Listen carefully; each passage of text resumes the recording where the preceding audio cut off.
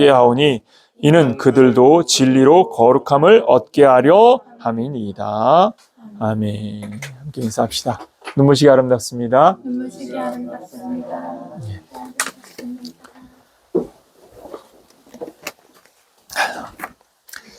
이제 요한복음 17장 말씀 우리가 3주째 상고하고 있는데 17장 말씀은 이미 여러분들에게도 전달한 바와 같이 남겨진 자들을 위하여 하나님께 기도하는 예수님의 기도입니다. 오늘은 이 말을 좀 바꿔서 남겨진 자들이 아닌 보냄을 받은 자들을 위한 기도다라고 여러분들에게 말씀을 드리고 싶습니다. 한번 따라 볼까요? 보냄을 받은 자들을 위한 기도. 예. 보냄을 받은 자들을 위한 기도이다라고 말하는 것은 우리가 하나님께서 주신 사명이 있다라는 의미를 담고 있습니다. 그러니까 하나님이 택하시고 구별하신 자들을 이 땅에 남겨두신 것은 하나님께서 세상에 우리를 보내신 것과 같은 의미다라는 것을 담고 있는 것이죠. 그런 의미에서 예수님께서는 이 땅에 남겨진 자들, 보내진 자들이 하나님이 보내신 바의 은혜를 감당하도록 돕는 도움의 기도를 하나님 앞에 드리고 있다라고 말할 수 있는 것이죠. 오늘 본문의 15절에도 내가 비옵는 것은 이라고 하나님 앞에 기도하는 예수님의 기도가 시작되어지는데 오늘 우리가 9절 말씀에도 보면 내가 그들을 위하여 비옵나니라는 표현과 같처럼 비옵니다라는 이 기도, 간구, 요청의 기도라는 사실을 확인시켜주고 있습니다. 이 비옵다니라는 단어를 조금 헬라어 원어로 들어가서 보니까 재미있는 것은 우리가 보통 하나님 앞에 기도할 때 이제 성경에서도 제자들이 하나님께 기도할 때 그 기도할 때에 헬라어 단어에 아이테오라는 단어를 쓰는데 예수님께서 하나님 앞에 기도하는 이 비옵나니라는 이 간구와 청원의 기도의 단어가 아이테오가 아니라 에로타오라는 단어를 썼더라고요. 이 단어적 의미가 무엇이냐면 친밀함을 말하는 것입니다. 그러니까 하나님과 예수님이 하나인 것처럼, 그러니까 우리가 이제 하나님과 예수님의 하나 되심의 이러한 친밀함이 바로 이 비옵나이라는 이 요구와 요청에 담겨져 있다라는 것을 말합니다. 그러니까 모르는 바인데 어떤 특별한 능력을 가진 자에게 청원하는 기도가 아니라 이미 알고 있고 그리고 그와 너무 가까워, 너무 밀접해. 그래서 그 밀접한 자에게 구하는, 그것은 그 밀접한 자가 요구하는 것은 들어줄까요, 들어주지 않을까요? 예. 그것은 부정될 수 없는 기도이다라는 의미를 담고 있는 것이죠. 그러니까 그렇게 밀접한 관계 속에서 이루어지는 기도이기 때문에 이 기도는 반드시 응답될 것이다라는 내적 의미도 또한 같이 담고 있는 것입니다. 그러니까 우리가 기도하는 이 간구는 하나님의 뜻에 의하여 결정되어지는 결정권이 하나님께 있죠. 그런데 오늘 예수님의 이 기도는 결정권을 갖고 계신 그 하나님과 예수님이 한 마음이기 때문에, 하나이시기 때문에, 그렇기 때문에 예수님의 기도가 곧 하나님의 뜻이고 곧 하나님의 뜻이 예수님의 기도임을 내포하고 있는 것이죠. 그래서 내가 비옵나니라는 이 기도가 하나님께서 들어주실 수도 있고 안 들어주실 수 있는 그런 상황은 아님을 말하고 있다는 것을 주목해야 됩니다. 그러니까 예수님의 이 기도는 선택적 기도, 그러니까 응답이 이루어질지 아닐지에 대한 결과가 하나님의 손에 있음에 대한 기도가 아니라 하나님께서 반드시 그와 같이 주실 것이라는 것을 확정시키는 기도이다라고 말할 수 있는 것이죠. 그래서 내가 비옵기 때문에 이 간구를 주님께서 들으실 것이다 라는 확신에서 선포하는 기도다라고 말할 수 있는 것이죠. 그렇다면 예수님의 이 기도는 더욱 명확해지는 것입니다. 왜냐? 주께서 주실 응답이고 또한 주님께서 거기에 상응한 대응을 하실 기도이기 때문에, 그렇다면 예수님의 이 기도는 우리에게 하나님의 뜻과 같은 의미를 가지고 있다고 말할 수 있는 것이죠. 예수님이 하나님이시기 때문에 이미 그분이 가지고 있는 말씀의 권위가 우리가 인정되어지지만 나아가서는 이 땅에 오신 예수님께서 자신의 인간의 모습으로도 하나님께 구하는 그 기도 속에 응답의 의미를 내포하고 있음을 우리에게 전달하고 있다고 말할 수 있습니다. 자, 이 기도의 핵심, 오늘 이 두 번째 기도의 핵심은 무엇일까요? 15절 말씀을 다시 한번 더 볼까요? 내가 비옵는 것은 그들을 세상에서 데려가시기를 위함이 아니요. 첫 번째 단락이 뭡니까? 그들을 세상에서 데려가시기를 원하는 것이 아니다라는 것입니다. 이 말의 의미는 무엇입니까? 예수님께서 이 땅에 남겨진 자들, 하나님께서 보내신 자들을 하나님이 다시 데려가시기를 원하여서 하나님 여기에 더 놔두지 마시고 빨리 데려가 주세요 라는 기도가 아니라는 것입니다. 오히려 남겨진 자들에게 사명이 있기 때문에 그 사명을 감당해야 될 보냄받은 자들이기 때문에 그들을 위한 기도이다라는 사실을 또한 반증하고 있는 것이죠. 그러면서 뭐라고 말씀하셨습니까? 다만 악에 빠지지 않게 보존하시기를 위함이니이다. 이 말은 우리에게 아주 중요한 바를 말하죠. 오늘 이 본문 속에도 있지만 세상에 속하지 아니하였기 때문인 것이죠. 우리가 16절 말씀에 있는 것처럼 세상에 속한 존재가 아니기 때문에 그렇기 때문에 세상 가운데 휩쓸려 살지 않기를 구하고 있는 것입니다. 이러한 기도는 예수님의 중보적 사역을 또한 내포하고 있는 것이기도 합니다. 예수님께서 이들을 위하여 기도하는 것 자체가 중보적 사역이기도 하지만 또한 그들을 위하여서 이 한 번의 기도로만 끝내지 않는다는 사실을 우리가 주목해야 됩니다. 우리 요한일서 2장을 한번 먼저 찾아보도록 합시다. 요한일서 2장 1절의 말씀입니다.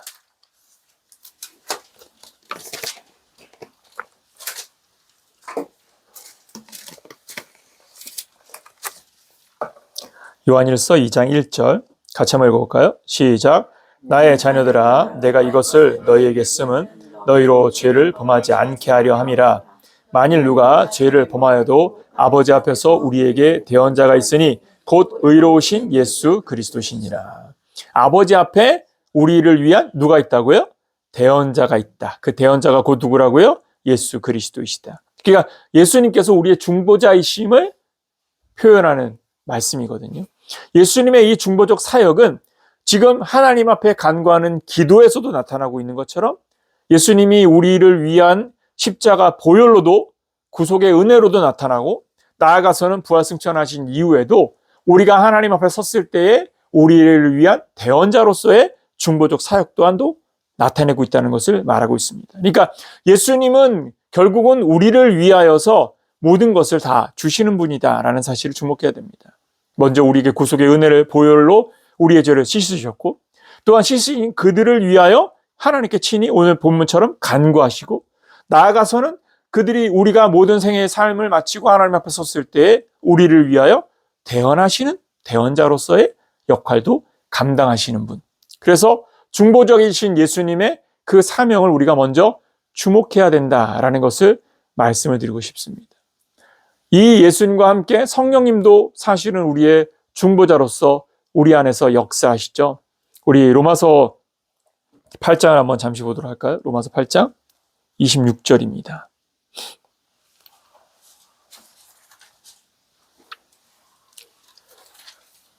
로마서 8장 26절 같이 한번 읽어봅시다. 시작. 이와 같이 성령도 우리의 연약함을 도우시나니 우리는 마땅히 기도할 바를 알지 못하나 오직 성령이 말할 수 없는 탄식으로 우리를 위하여 친히 우리를 위하여 친히 무엇 하신다고요? 간구하신다. 그러니까 성령님께서 우리를 위하여 친히 간구하시는 기도의 동역자로 존재하신다.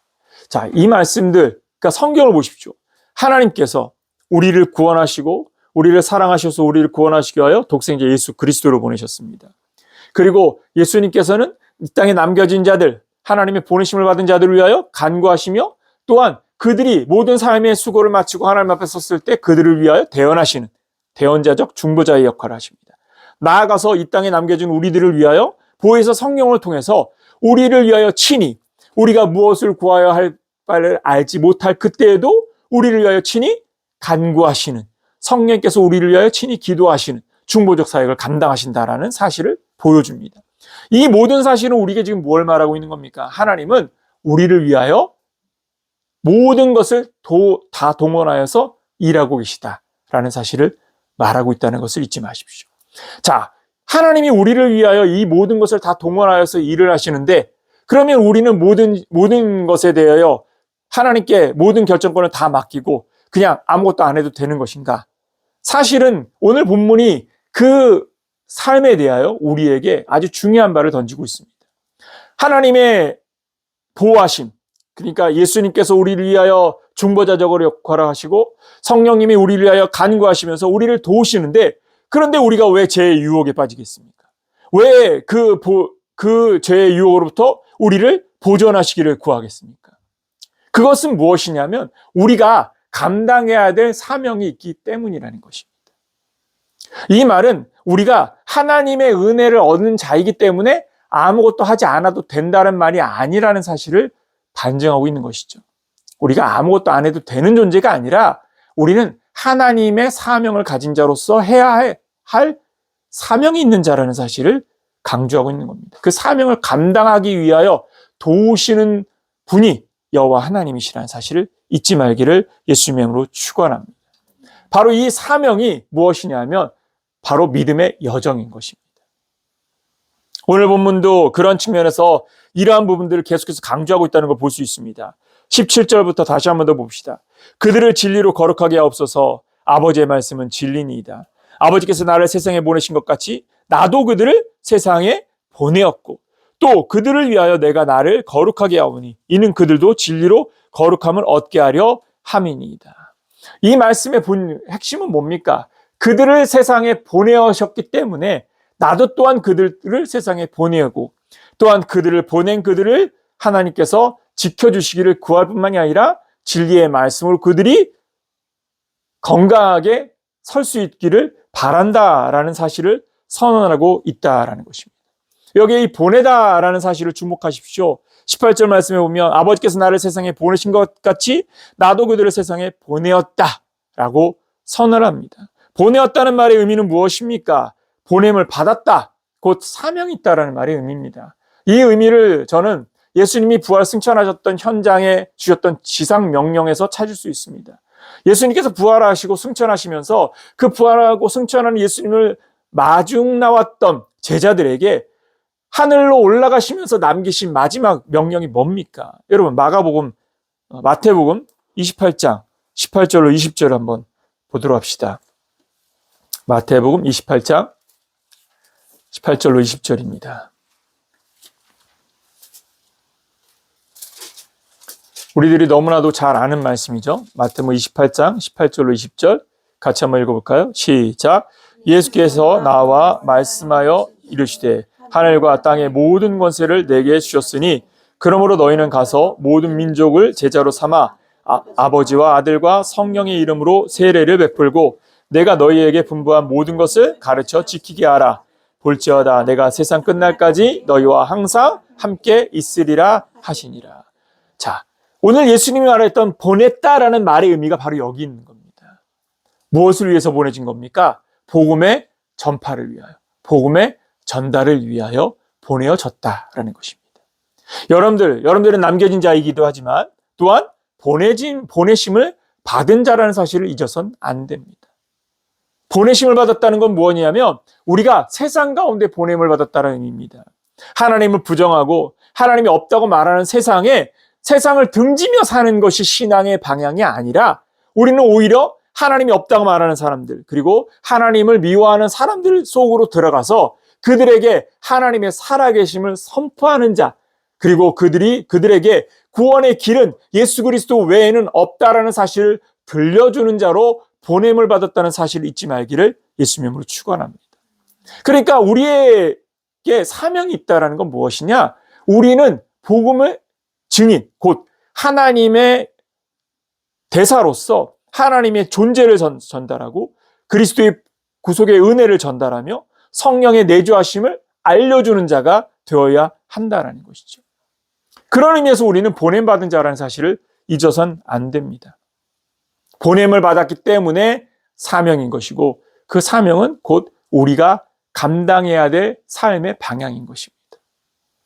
우리가 각기 서로 다른 직업군 그리고 서로 다른 삶의 환경들을 가지고 있습니다.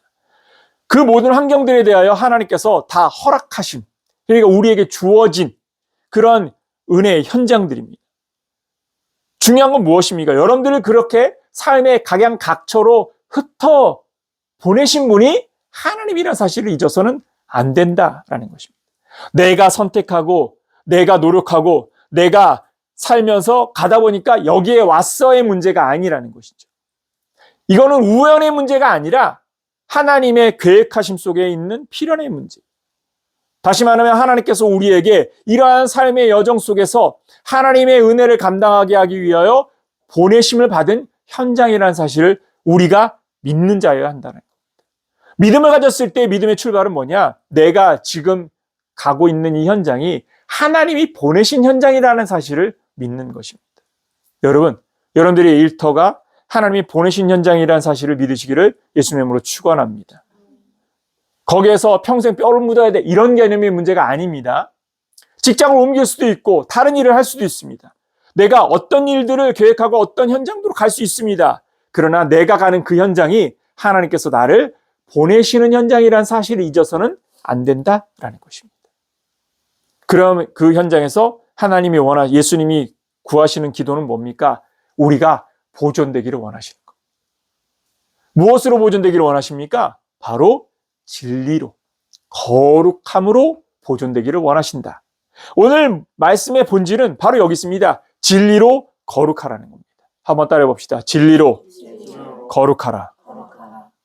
진리로 거룩하라는 말은 얼핏 들으면 우리가 진리에 대하여서 그 진리를 도구화해서 거룩으로 가야 한다라는 의미로 들려집니다. 그런데 여러분, 첫 번째, 진리가 무엇입니까? 진리는 예수 그리스도가 진리인 줄 믿으시기 바랍니다.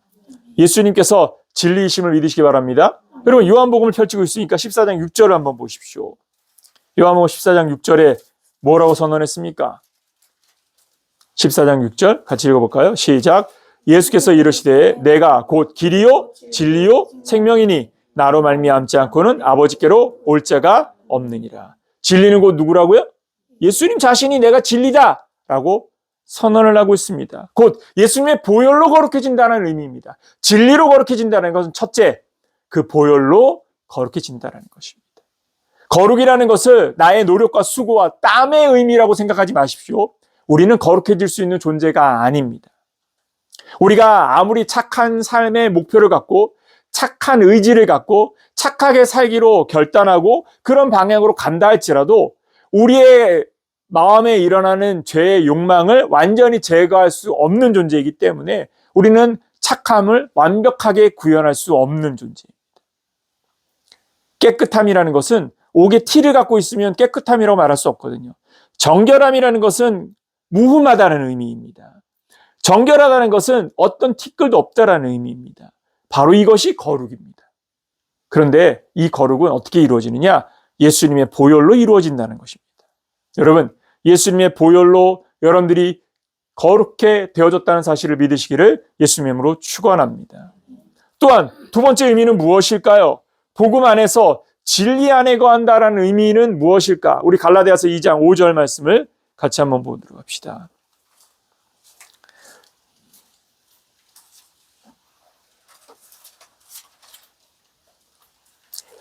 갈라디아서 2장 5절 같이 한번 읽어볼까요? 시작. 그들에게 우리가 한시도 복종하지 아니하였으니 이는 복음의 진리가 항상 너희 가운데 있게 하려. 무엇이 너희 가운데 있게 하려고요? 복음의 진리입니다. 다시 말하면 예수 그리스도의 복음, 이 복음이 되신 예수 그리스도가 우리 안에 늘 있게 하는 것이 진리 가운데 거하는 것입니다. 예수님은 또한 무엇입니까? 말씀이십니다. 오늘 본문의 진리는 무엇이라고 결론을 내리고 있습니까? 하나님의 말씀이 진리라고 결론을 내리고 있습니다. 17절을 보십시오. 그들을 진리로 거룩하게 하옵소서. 아버지의 말씀은 진리니이다. 예수님은 곧 말씀이시고 곧 진리이십니다. 다시 말하면 세 번째, 예수님은 하나님의 말씀이 진리라는 것, 곧 우리가 그 복음 안에 거하는 삶, 그 말씀 안에 거하는 삶이 곧 진리를 구현하는 삶이다라는 것을 말하고 있다라는 것입니다. 여러분, 말씀 안에 거하는 자가 되어야 된다는 사실을 잊지 말기를 바랍니다. 디모데 전서 4장을 한번 보도록 할까요? 디모데 전서 4장 5절의 말씀. 디모데 전서 4장 5절 같이 한번 읽어봅시다. 시작. 하나님의 말씀과 기도로 거룩하여지는 게 무엇이라고요? 말씀과 기도다라고 선언하고 있습니다. 하나님의 말씀으로 거룩해지는 겁니다. 그렇기 때문에 말씀 안에 거하는 자가 되어야 됩니다. 그런 의미에서 한 걸음 더 나가서 우리 디모데후서 2장 15절 말씀을 마지막으로 한번 보도록 합시다. 디모데후서 2장 15절입니다. 같이 한번 보도록 합시다. 이 말씀을 우리가 주목해야 될 필요가 있습니다. 같이 한번 읽을까요? 시작. 너는 진리의 말씀을 옳게 분별하며 부끄러울 것이 없는 일꾼으로 인정된 자로 자신을 하나님 앞에 드리기를 힘쓰라. 여러분, 말씀과 기도로 거룩해진다는 의미가 무엇이냐면 바로 자신을 하나님 앞에 내어 드리는 삶이다라는 사실을 디모데후서에서 정의하고 있는 겁니다. 자, 자기를 하나님의 말씀, 하나님 앞에 거룩하게 드러내는, 하나님 앞에 자기를 드러내는 삶은 무엇입니까? 하나님의 진리의 말씀을 통해서 분별을 하는 삶이라는 겁니다. 우리에게 아주 중요한 아이디어를 주고 있습니다. 너는 진리의 말씀을 옳게 분별하며 부끄러울 것이 없는 일꾼으로 인정된 자로 자신을 하나님 앞에 드리기를 힘쓰라. 첫 번째, 진리의 말씀을 통해서 분별력을 가지는 자가 된다는 겁니다. 한번 따라 봅시다. 진리의 말씀으로 분별력을 가지라. 영적 분별력은 뭐냐면요, 말씀이 자기의 삶의 가치 기준이 되어져서 성경적 세계관, 곧 그것이 복음적 세계관이겠고, 곧 그것이 믿음의 세계관이겠죠. 영적 세계관일 것이고, 그런 성경적 세계관을 아이덴티티, 모티브로 삼아서 그것을 가지고 분별할 수 있는 사람이 되어야 된다는 겁니다. 여러분, 지금 시대는 수많은 것들을 우리가 판단해야 되는 시대입니다. 정치 색깔도 어떤 정당을 선택해야 될지, 또 어떤 후보를 선택해야 될지, 그리고 하다못해 내가 어느 곳에서 어떻게 무엇을 먹고 마시고 누리는 모든 것들을 다 하나같이 선택하며 살아가야 됩니다. 그 선택의 현장에서 우리에게 가장 핵심적인 건 뭐냐면 내가 하나님의 자녀로서 어떤 삶을 세우며 살 것인가에 대한 선택입니다. 우리는 수많은 결정들을 내릴 때에 이 결정의 본질이 무엇이 되어야 되냐면 하나님의 말씀 안에서 하나님이 기뻐하실 바를 선택하는 분별력을 가지는 것입니다. 신앙은 본질이 무엇이냐? 바로 그런 영적 분별력을 우리가 가지고 자신을 하나님 앞에 세우는 삶을 사는 것. 코람데오의 삶, 곧 하나님 앞에서의 삶은 무슨 의미가 있느냐? 바로 내가 하나님 앞에서 자기를 거룩하게, 정결하게, 깨끗하게 세우기 위하여 하나님이 기뻐하실 바를 찾아 선택하며 나아가는 삶인 겁니다. 여러분, 요셉 이야기에서 핵심이 뭡니까? 사실 요셉 이야기에서 요셉이 총리가 되는 과정 속에 짧은 이야기는 창세기 39장에 다 담겨 있습니다. 그의 전반적 인생의 핵심은 거기다 담겨 있습니다. 39장에서의 본질이 무엇입니까? 요셉은 그가 하나님의 시선을 의식하고 있는 자라는 사실을 단 한 구절로 보여줍니다. 보디발의 아내가 아무도 없다. 우리의 이 부정한 행위는 누구도 발견할 수 없다. 너와 나와 침묵하면 이 모든 것은 영원히 무덤까지 비밀로 가져갈 수 있다. 함에도 불구하고 요셉은 그것을 거절합니다. 왜죠? 누가 보고 있기 때문에? 하나님이 보고 있기 때문에. 하나님을 의식하는 생각. 여러분, 우리가 가져야 될 영적 의식은 뭐냐면요, 성경을 암송하는 게 중요한 게 아닙니다. 성경의 구절들이 어디에 어느 구절에 뭐가 있느냐를 외우는 게 중요한 것이 아니라 그 성경의 가치를 가지고 내가 어떤 삶을 선택할 것인가를 찾아갈 수 있는 영적인 힘, 지혜, 이게 바로 본질인 겁니다. 내가 성경 구절을 암송하는데 도둑질을 서슴지 않고 누군가를 속이는 일, 사기를 치고 누군가를 아프게 하는 이 일들을 부끄러워하지 아니하고 그것을 당연한 결과로 당연하게 내가 그것을 취하는 것을 기쁨으로 여기는 삶을 산다면 이건 뭔가 이상한 건 아닙니까? 우리가 하나님의 은혜를 가진 자의 삶이 하나님이 기뻐하시는 바로 가야 되는 삶이 되어야 되는데 그 기뻐하시는 바로 가는 삶이 어떤 삶이 되겠습니까? 여러분, 율법적으로 범죄하는 삶이겠습니까? 아니면 율법의 의의를 완성짓는 삶이겠습니까? 그리고 율법의 의의를 완성짓는 삶이 되는 겁니다.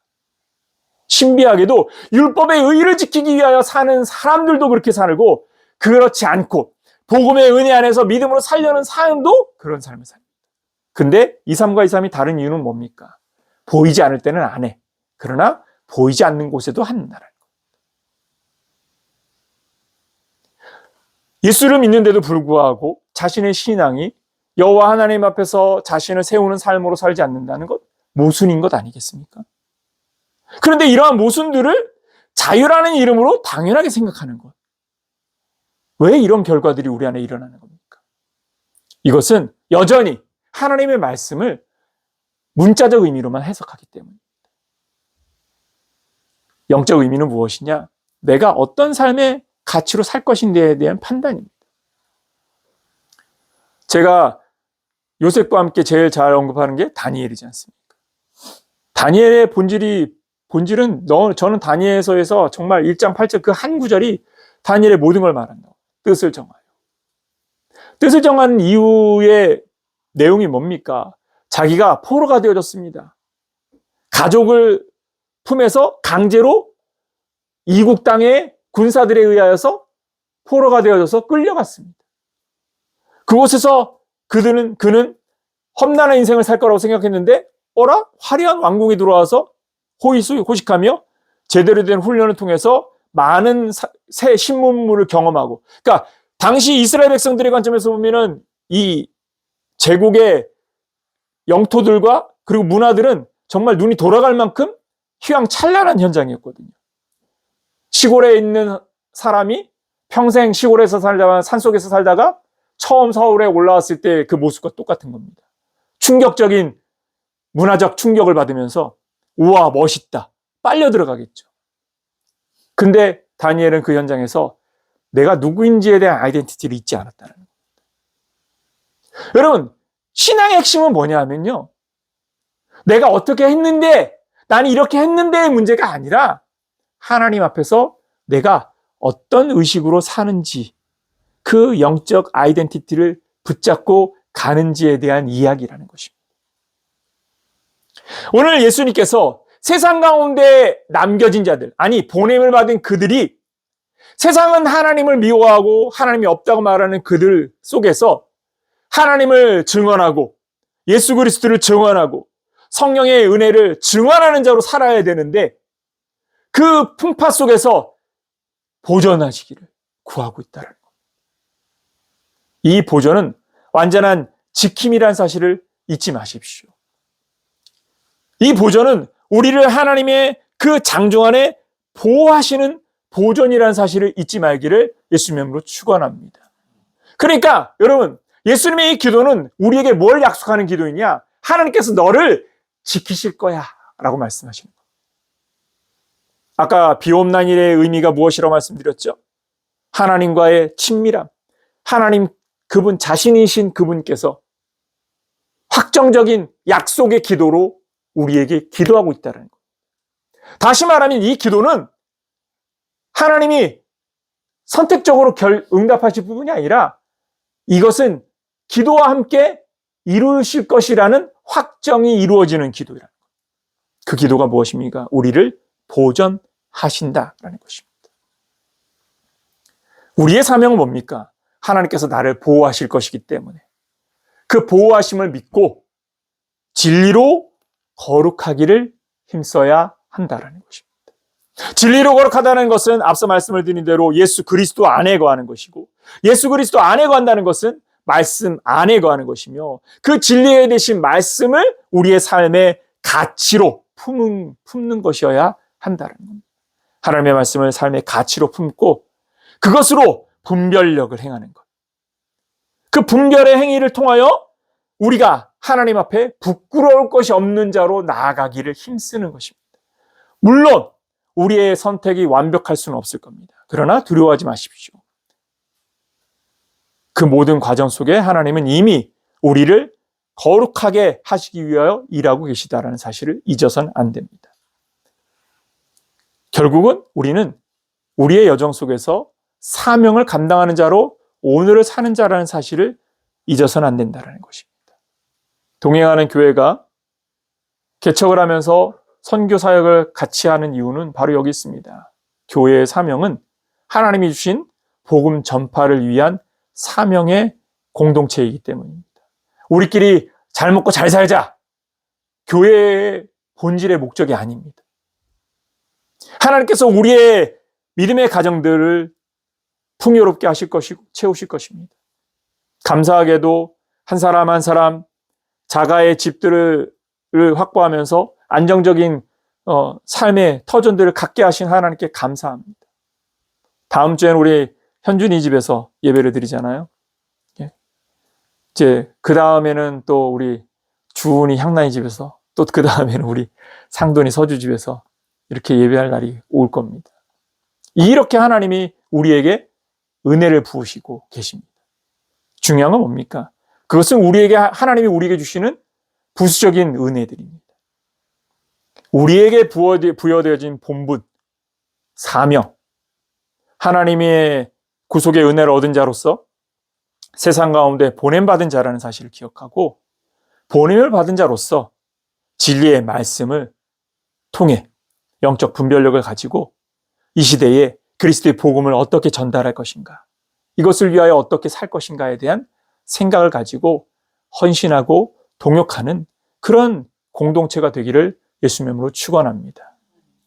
저는 그런 의미에서 선교의 현장은 우리가 마음껏 뛸 수 있는 은혜의 현장이라고 저는 생각합니다. 지금 시대에 수많은 사람들이 자신의 삶의 어떤 다양한 비전들을 확대하고 그것을 확장시키기 위하여 수없는 노력을 하는 이런 시대에 그리스도인 된 우리들은 복음을 위하여 사는 자가 되어야 된다는 것 잊지 말기를 바랍니다. 그런 의미에서 디모데후서 2장 15절 말씀을 꼭 기억하시기 바랍니다. 너는 진리의 말씀을 옳게 분별하며 부끄러울 것이 없는 일꾼으로 인정된 자로 자신을 하나님 앞에 드리기를 힘쓰라. 여러분, 주님께서 오늘 본문에서 구하는 기도는 우리가 세상의 유혹과 미혹에서 보존하여 주시기를, 그리고 보존하실 것이라는 약속의 기도인 것처럼, 그 보존의 목적은 우리가 세상에서 부여되어진 우리의 사명을 감당해 나아갈 때 우겨쌈을 당하여도 무너지지 아니하고 넘어지지 아니하고 보존하시는 은혜 속의 사명을 감당케 하실 것이라는 약속임을 기억하면서 진리의 말씀으로 거룩에 힘쓰는 저와 여러분들이 되기를 예수님의 이름으로 축원합니다. 기도하겠습니다. 언약하신 말씀대로